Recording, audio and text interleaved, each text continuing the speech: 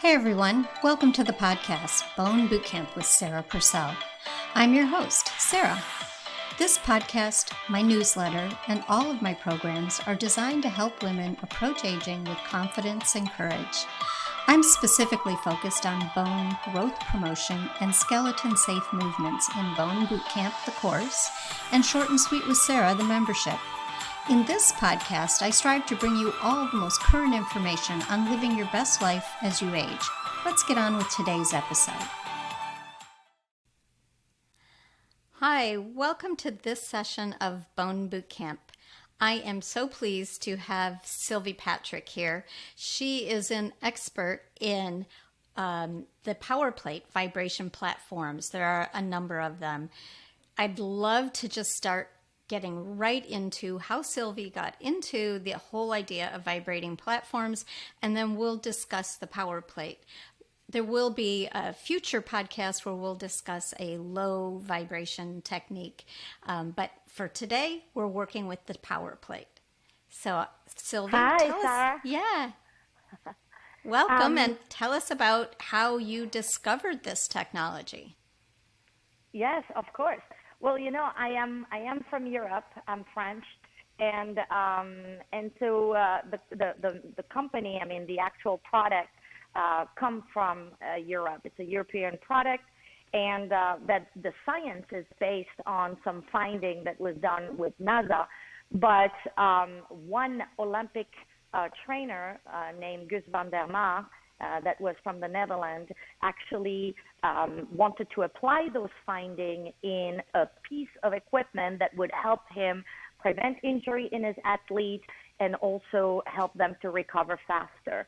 And so the company really originated in Europe, and so it was, you know, first adopted in Europe. We also have very small footprints. We don't have like large gym like you do. So it was a product that find its way because it doesn't require a lot of footprint, and it really doesn't require a lot of time either to have great results. So I think that's the reason why it was really well adopted in Europe, and then it made its way in United States in the mid-2000 years, so like 2004.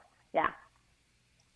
Okay. And how long have you been working with PowerPlate yourself?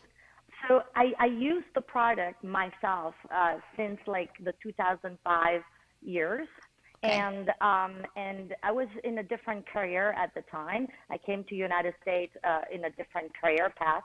And so when I decided to stay in United States and become American, I wanted absolutely to change career and take the opportunity to bring this technology into a mainstream environment, like opening a training studio. So I had the great privilege to go back to school, get education, and then open my studio in 2007 in Miami. And I had 8 machines and was running 30-minute class.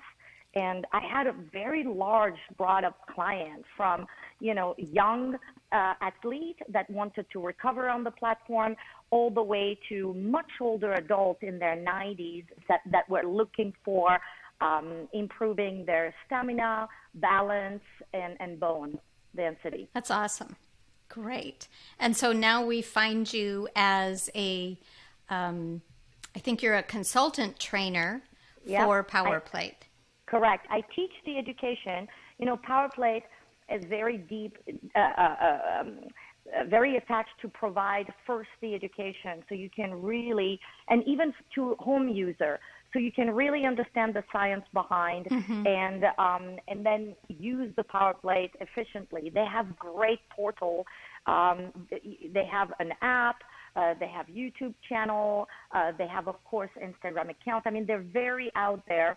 And even with their foam roller and massage gun that has vibration, they always provide you free education on how to use efficiently their tool.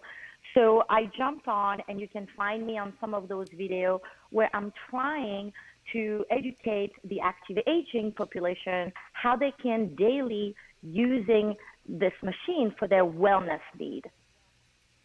Yeah, and that is an interest of mine. Active aging is so important. And let's have a brief understanding. I've before I purchased my own platform, I had looked a lot online and noticed that some platforms oscillate. And for those who aren't watching the video, my hands are moving, sort of swishing side to side, and others go up and down.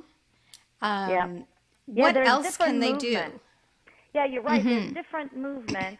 And here's my advice to some of my clients. I ask them, what is the main reason you want to use a vibrating platform?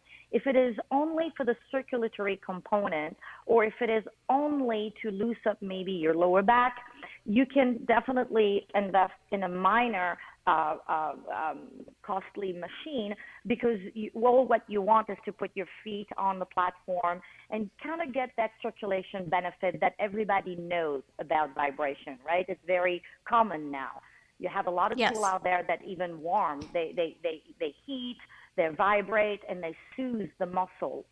But if you want a tool that you're going to invest for your overall health, that is going to help you to really improve balance, improve your reflexes in general, you're going to want something that mimics what your body does in a natural way every day.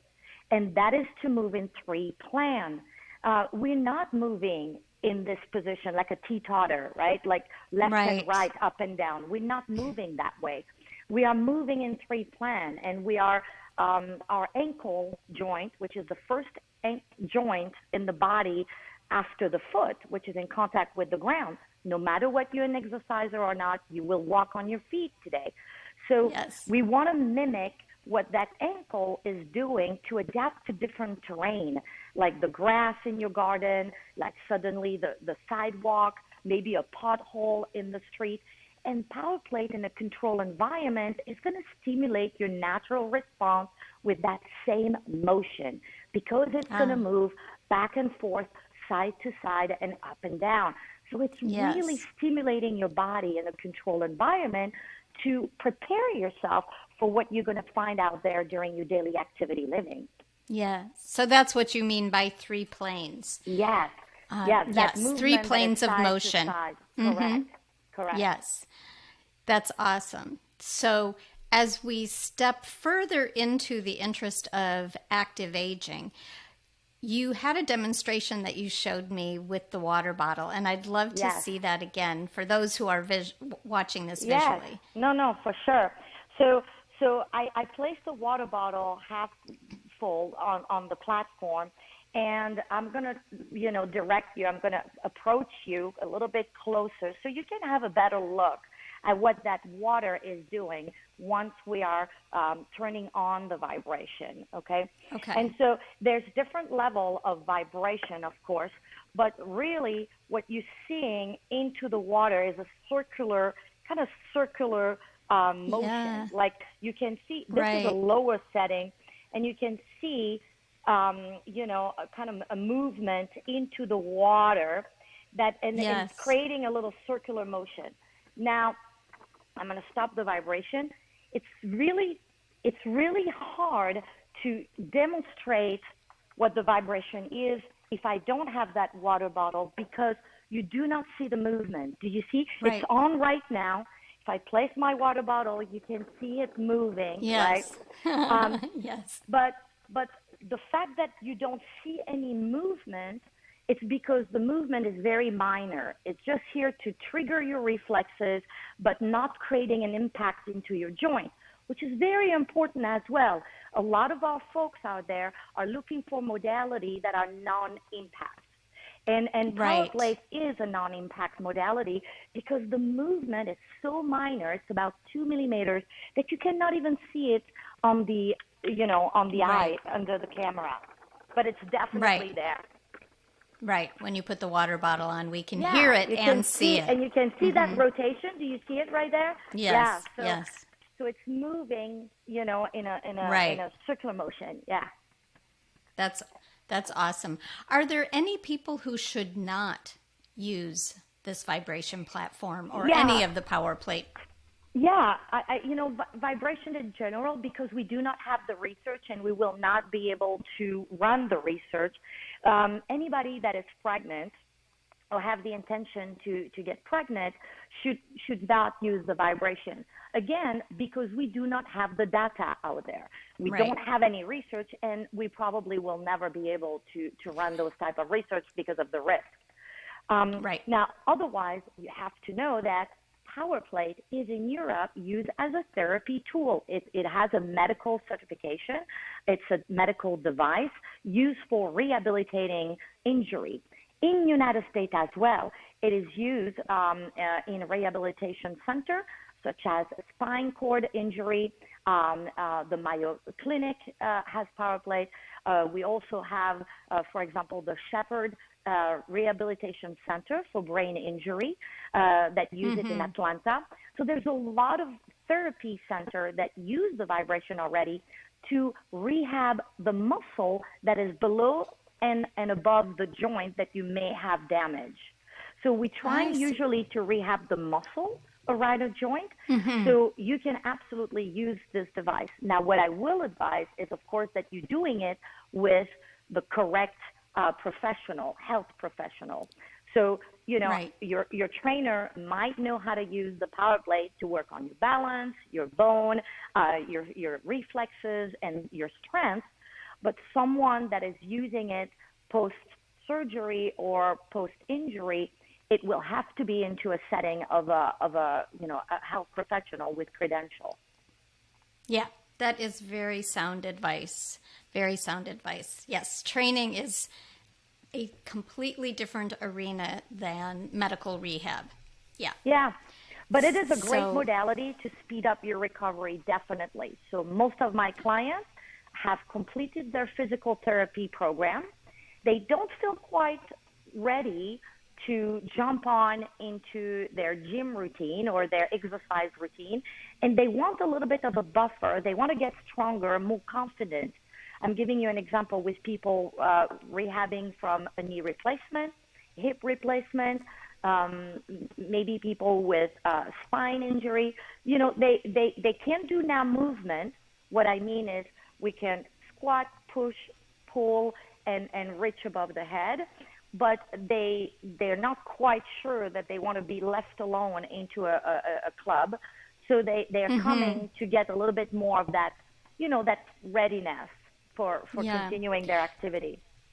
So before I segue into having you show us what you do, I would love to just clarify, because I know so many of the people who are listening will have had a low bone density diagnosis. And you talked about spinal injuries, and I know the first thing that's going to come to mind for them is probably a vertebral fracture that might have occurred due to osteoporosis or even osteopenia. Do you all have a protocol for that? So here's the deal, Sarah, is PowerPlate and that vibration really just enhance your muscle recruitment. So, you know, we have an electromyogram that shows that recruitment on the ground that you get when you're doing your exercise, and then what happened when you're on a PowerPlate and how exponential it becomes. So here's my approach. What you were doing on the ground with your physical therapist, what you were doing on the ground part of your program, now start incorporating vibration little by little, because the only thing that changed is not the exercise, but more the environment. Instead of being on the ground, you are now going to do those exercises, let's say a single leg balance or a shift of body weight from one leg to the other, to try to get you back to gating normally. Try to incorporate the vibration to that exercise, because we know that that exercise fundamentally is good. It is the exercise that you need to do to correct whatever you had to correct or to improve. But now we're just going to increase the result of that exercise by adding vibration, which we know will work your muscle a little deeper, which we know will force you to stabilize a little bit more. So see that as an added value to what you're already doing. Great. Okay, well then let's move on to take a look at some exercises. All right. So I'm going to move you a little bit back because I want you to really see what I'm doing when I'm standing on the PowerPlate. Now, so this PowerPlate, which is great, is that it can be moved. It's called actually the move. So we can move it around the house. It's about 85 pounds, so you still need to have, enough strength to do that, but you have some strap and you can kind of pull it. Now, my first exercise, of course, is a standing squat. We're going to work on those legs, and I have 4 movements that I usually work. I'm going to move you a little bit more. I usually work on 4 movements, right? First one is the squat. On the PowerPlate, because of that vibration, we want to be into what I call my get ready position. I hope you're seeing me, that I'm not cutting my head. Here we go. So, all right, I'm getting it. I'm adjusting it, okay? But that get ready position is so important. It is to bring your hip back, slide bent into the knee, but here's the secret here to not have that vibration traveling to the head, is to shift your body weight underneath the ball of the foot. So the ball of the foot is that front part of your feet. Now, it is important because when you walk, it is also where you have the less balance. When I have the 3 points of contact of my heel and my toes, I have a much better securing position. But when I lift a little bit and transfer my body weight to the ball of the foot, I'm already a little bit unstable. So shift your body weight to the ball of the foot, and then we're turning on the vibration. So I'm going to do this. Here we go. And then right here, and I'm going to make you listen. Oh, here we go. So listen the sound of my voice. When I am right here in my get ready position, you can hear that my voice is barely affected by the vibration because the vibration gets trapped into my core, my legs, my quads, my calf. Now look what happened if I stand, locking my knee and putting my body weight to my heel. Do you hear my voice really differently, right? And Correct. Here we go. I'm back into my get ready position, and my voice is not affected because the vibration doesn't travel to the head. From this position, we have the possibility to increase that position, meaning the tension on the muscle, meaning the pull on the bone, in 4 different ways. I can hold in a static position, and then I can increase the bend into my knee by doing what I call static variable. When you're going lower, like if you're ready to sit on a chair, you're putting more pressure on those muscles. When you're coming off a little bit that position, again, you're relaxing. So I'm alternating from a lower angle into my knee to a higher angle into my knee, but I hold for about 3 seconds or 4 seconds each position. That's what I call static variable. Now, the next one is to keep the tension under that muscle. Now, remember, it's super important because when we want to build bone, we want the signaling to the tendon, to the muscle that stay engaged. We want that signaling to reinforce the bone. The body will reinforce if it gets that stimuli. So right here, we're going to pulse. So pulse is I'm engaging my muscle, but I never get out of that position. So it's a little bounce into the knee. And same thing, I'm trying to stay into that ball of the foot. And then finally, I can do a full extension. So if you are using the move and you need to hold on a furniture, you can do so, or you can use your strap as well. So, but it's to really do a better move, kind of like a little bit of a more dynamic move here. So you see, I come up, I raise my heel, and I'm come off of that squat. Now I love that exercise because, you know, some of my clients have a hard time getting out of the chair a little bit because we're losing with age. Sarcopenia, osteoporosis, all those are normal signs of aging, and we're losing the ability for the muscle to fire, to really give us all that strength into one motion. So I love that exercise because it is working on everything I need to really come out of that chair and stabilize at the end. So that's one of my great exercise for the legs. It's going to have an action on your femur, on the head of the femur, which, you know, it's one of the area that is going to be important for the measuring in the DAXA scan.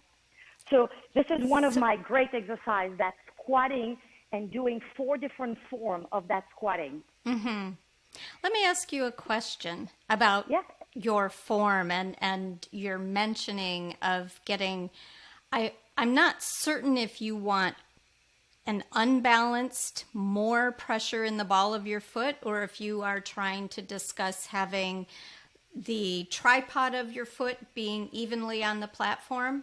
Yeah, for sure. We keeping the foot in contact with the platform. Absolutely. But what I mean is, we transferring our body weight instead of being on the heel, we're transferring the body weight in the ball of the foot. Exactly like when you were starting to walk, Correct. You have to transfer your body weight to the ball of the foot to be able to switch legs as you walk. Correct. Right? So but that's what I mean. Yeah. But the bone building part of gait occurs with the posterior push-off, when your heel has that rebound from the ground. It's heel to bum squeezing the hip bone. So that's my only confusion as to why you would have more weight in the ball of your foot and your knee is taking more of the vibration. But it's not, because look, my knee, I'm gonna still stay. My hip I transfer back. You're still, yeah. Yeah. Do you see? You're still hip hinging. I see that. Yeah. You're still hip hinging. I'm hip hinging. The only thing here is, because Sarah, if you are loading entirely the heel, you're gonna create tension in the back fascia line of your body, and that back fascia line is attaching to the top of your skull, in the front of your skull, and vibration follows tension. So as you're doing that exercise, and remember, you're only there for about 30 seconds, because it's so small of a stimuli, right? So you're not at all putting pressure on the front of the knee, not at all. You're really trying to drive the hip, exactly the motion like if you were going to sit on a chair. But here, contact with the heel, absolutely. But just to remove that tension on the, yeah. And remember, I agree with you, but here you're doing 30 seconds of a stimuli where the muscle is going to recruit and really intensively, right? So and you're coming out of the position. So here we are trying to maximize that muscle recruitment, and so versus being just on the heel load, right? It doesn't mean when you have, this is a tool that you're going to use to stimulate, right? So you're going to do that exercise and you're going to activate all that muscle activity and that software, meaning the arc reflex of stimulating that muscle contraction. And then you're going for your exercise on the ground. You are enhancing what you're already doing using the vibration. Right. So by that token, would you suggest people do a warm-up? Let's say they're doing weightlifting 3 times a week to build their bones. They might do their warm-up on the vibration platform. Yes. So if you have the chance into your facility, in your gym or in your country club or a retirement home or anywhere that you are located and that have a PowerPlate, let's do that test where you're going to measure how it improved that flexibility at the hip, which is going to help you to really now, once you are working with weight, engage the glutes, let it fire properly without creating tension in the lower back, right? Yes. So my favorite is definitely the hip, right? That hamstring stretch, where you're placing your feet. Everybody can do that motion, and then you're keeping the toes up. We're going to hinge at the hip, and right there, let that muscle that is now under tension because of the stretch, let that muscle, using that vibration going along that muscle tension, and then let it loose up that muscle. We do that already on the ground, right? When we want to prepare for a workout, we do it. But doing it on the vibration is going to be super fast. So I do a little test. I do my feet right there. I hang my arm in front of me. And then I took a visual cue to where my fingers are. And then I use the vibration 30 seconds only, keeping my toes flexed towards my chest. Then I do 30 seconds on the other leg. And then I see the result by re-engaging them. And that is most of the time, over 90% of the time, I've seen folks being able to gain a couple of inches. And that is so important Right. to prevent injury when you're working out. I agree with you. Right. Yeah. So a before and after of a hip hinge with just That's seeing. right. Right there. Yep. Yep. And I love Making your sure that you're demonstration. not bounding. Yeah, don't bound your Right. back. Even if you're not going far here, we are only Right. trying to keep a nice hinge at the hip. Yep. And it's beautiful, your demonstration. Some people will be listening and they won't see it, but Sylvie did not hinge very far. You don't have to go that far to find that tension in the hamstring. That's absolutely right. Yeah. The goal here is not to reach the toe. The goal here is not to go further with the chest. It is to keep that low, nice flat back and increase the hinge at the hip. Yeah. Yes. That's great. Which brings me to another fact is, if you are sitting for a long period of time, many people suffer from that psoas that is super tight, right? Yes. So now we're going into the opposite, which if I was on the ground, I would probably try to put my leg back and then try to bring my hip forward here, right? To kind of keeping it into an extension here. So a little lunge position, yes. Exactly, a little lunge position, one foot in front of the other, and then your back leg is staying kind of straight, and now you're driving your hip forward.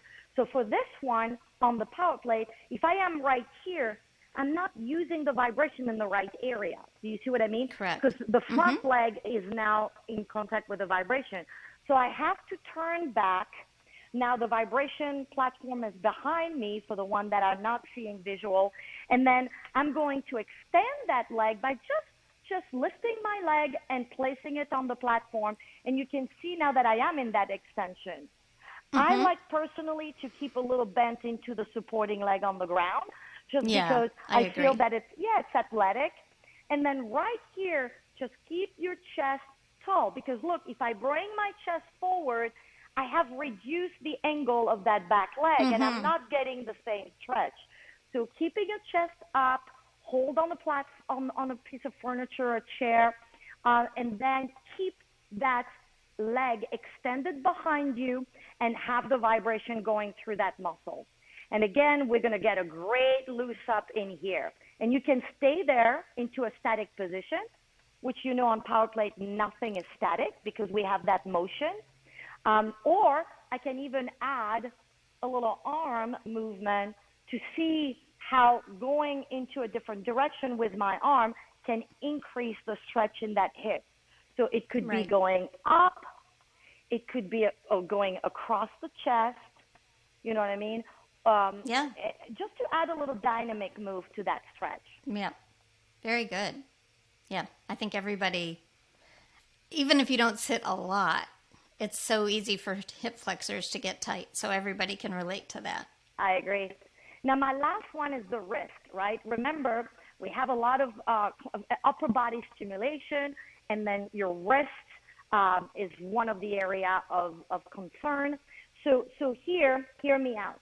Instead of being into a push-up position on the PowerPlate, which you could do kneeling, you could be kneeling on the platform and kind of brace yourself the same way that you would naturally do if you suddenly fall. Remember, we're trying to mimic what the body does as a natural response, right? If you suddenly were going to fall forward, you would need to have your leg coming forward to catch yourself and have the muscle recruiting very quickly, contracting very quickly to prevent you to fall. But you also have your hands coming in front of your chest like that as a reflex, right, to protect you. Yes. So you could mimic that motion, but if you already have issue with the wrist, I prefer a position where you're going to keep your wrist in a neutral position, not into an angle position. So that's where the strap on the PowerPlate are so easy to use, because they attach directly to the platform, and they have a little Velcro on it. So, and then I just catch the Velcro.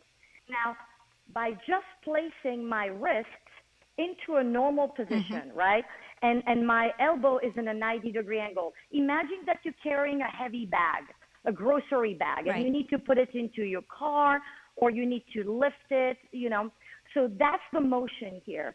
And I don't even need to grip very hard. What I need is to just keep the strap under tension. And remember, vibration follows tension. So it doesn't matter that I'm on the PowerPlate or not. When I increase the vibration on my platform, just to compensate for the loss of vibration along the strap, I'm still going to get a lot of stimuli into the muscle of my forearm, which again, by stimulating the muscle, I'm going to stimulate the attachment, which are the tendon, and then the bone. And here it is just to maintain that tension. I like that you are pulling as hard as you can, so your body doesn't injure himself, only the mind. So here, you know, you will just, to a comfort level, pull as hard as you can. If you're feeling good today, you'll have a good tension. If you're feeling a little bit of an off day, same concept. And then the vibration will travel along the strap, stimulating the muscle into your forearm, biceps, and even shoulder. Everything that is engaged here to maintain the tension on the strap is getting stimulated by the vibration. And for me, it's one that is much more safe on the wrist than, you know, that necessarily being right here where we are, our chest over the plate. Right. Do you, when you're conducting a class, do you do planks with hands on the platform and feet on the platform, or no? So what I like, you can do plank on the platform. I prefer to do it from an elbow position. And then I usually, we have a mat on the platform, but my best one for the core is definitely the bridge. I like the fact that you're going to be laying down on the ground. So again, I'm just going to show you because I'm moving the platform so you can see my position. But I'm going to be laying down on the ground, use a little mat if you need to for your spine, for comfort. And then the deal is I'm going to bring my feet on the platform, make sure that my heel are aligned with my sit bone because that's where my rise of the hip is going to come from. And then same thing here, I'm bringing my vibration, and then look, I'm going to drive my hip towards the ceiling. And if I want to stimulate a little bit even more, I'm going to let my arm come forward. Remember that if you keep your arm on the side, you're going to have more support, more stability. Right. But here, we want to trigger the most stimulation in the muscle, the most recruitment, the most work. So maybe lifting those arms and keeping only in contact your upper spine and then your heel is going to really recruit that back chain right there. And it is one of my favorite exercises. So for anyone who was listening and not seeing it, Sylvie had her feet on the platform. Her bum is very close to the platform, and she's got just a regular supine face-up position, and then she pushes through her heels, squeezes her bum, and she's in a bridge, just like anywhere else. Her feet are just on a vibrating form. And I love it with her fingertips pointing towards the ceiling. Very nice. Yeah. So again, think about what is it that I'm doing currently and that could be enhanced by using vibration. And sometimes we're looking for complex movement, and it's really not. Our body can get much stimulation, much result if we are consistent. I prefer to tell my client, choose 5 exercises that you're going to stick with, that you can do easily through the day. You don't even have to do them all together. And then just stick to it. It's the body needs that constant stimulation. So instead of doing hard and complex only once in a while and then you get defeated continuing, choose only 5 or 4 of your exercise that are going to be giving your bang for your buck, and then you're going to do them on a regular right right there with you. Yeah, consistency consistency and patience here. Yep, I always say consistency and patience gets results. So we can't just do it once or twice and say it didn't work for me. And whether that's a platform or a simple breathing exercise, we need to give it some time. That's true. So it's so true. So fascinating. So here it applies to the vibration as well. And Sylvie, I will talk with you when we're done so that we can link for the listeners and viewers a couple of research articles that'll help them just track down the data on the fact that there is evidence to support vibration. And Of course. and I should also note that the platform that Sylvia is using, the Move, which is the platform I happen to have, it has two different amplifications. I think that's what we would call it. Yeah, I can actually comment, and show it. Different vibration level. Right. Different vibration level, and then in a different amplitude. Yes. So when I am on that first level, I'm at 30 movement per second, and then I am on a 2 millimeters displacement, meaning the height of that displacement. Correct. And then as I am increasing, like here, I'm increasing from 5 movement at a time, so 35 hertz, 40 hertz. But when I'm passing to a fourth light, I go back to 30 movement per second, but now the amplitude of that motion is double. So you're going from a 2 millimeters displacement to now 4 millimeters. Right. And I found for me personally that was too much. It's a lot of stimuli. But remember, we got a lot of folks out there that maybe have neuropathy. Maybe their sensitivity has been reduced by a condition. So it's great to have that availability. Right. Yeah, because this is for the mass market, and you might have a 20-year-old triathlete who is going to use it very differently than my 62-year-old osteoporotic body. So I'm for sure. I'm staying in the much lower vibration, keeping myself under 2 Gs for the most part, and that seems to be working for me, although I've only had it for a month, so we shall see. But you know what, Sarah? You can always massage your calf. How about, like in a disengaged muscle, when you're just relaxing and trying to have, that little relaxation and maybe lymphatic stimulation, maybe you would enjoy to have a little bit of a higher vibration. You know what? That's an excellent point. And I've just stayed away from the higher vibration, but I could even see doing a bridge where it's only my feet on the platform at a slightly higher vibration.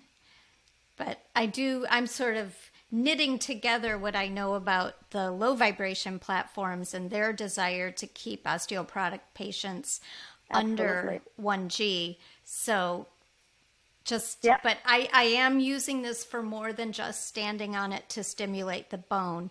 I'm using it as a workout tool. So there is a difference there. And we probably can end there saying that any of the vibration platforms you might find out there that are workout tools are quite different from the low vibration osteoporosis specific tool. And that would not be a tool that you can work out on. It's about the size of an at-home weight scale. So very different products, apples and oranges. But this has really spurred a lot of ideas, I think, for a lot of people on the possibilities. It's a lot more fun in my mind than using my Bosu ball. Well, and you know what? It is in the same concept, but I agree. I like the added value of the stimulating the circulatory system, right? My blood flow. So, I can't get a foot massage on my Bosu when I am at a sitting on the chair, and I can definitely use my PowerPlate for that. That would be the wellness aspect of it. Yeah. Beautiful. That's a great way to end. We can all imagine a daily foot massage, and we don't have to go anywhere for it. Exactly, in the comfort of your home. Well, thank you so much for taking time, and I'm sure we will be getting together again soon. Well, with pleasure. I really enjoyed the conversation, and thank you so much for all you're doing to educate people out there, because it can get very confusing, very noisy to just Google and find information by yourself. So kudos to you, Sarah, for trying to bring experts and trying to bring those subjects and clarifying a little bit things out there. Thanks a lot. I appreciate it. Bye-bye. Bye-bye. Thank you for listening to the Bone Bootcamp podcast. I hope you enjoyed this episode. If you're loving the podcast, please subscribe. Also, share with a friend. I would really appreciate it. And if you're inspired, a really helpful thing to do is leave a review on iTunes or Spotify. Thank you again for joining me. See you in the next episode.